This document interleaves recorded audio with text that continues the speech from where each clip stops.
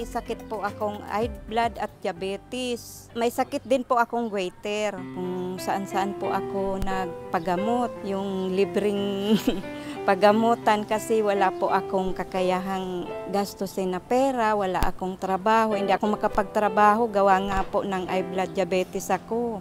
Binibigyan po ako ng anak ko ng pangbili. Nakakabili po ako ng gamot. Pag naman po wala akong pambili, nangihingi po ako sa center para lang makahingi ako ng pang-maintenance kong gamot.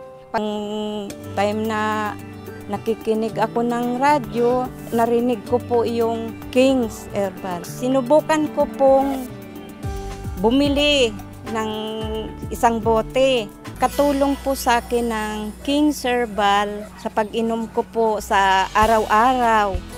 Nawala po yung pananakit ng likod ko.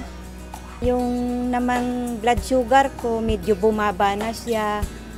Hindi na siya tumataas. Pati yung high blood ko, naging normal na rin po.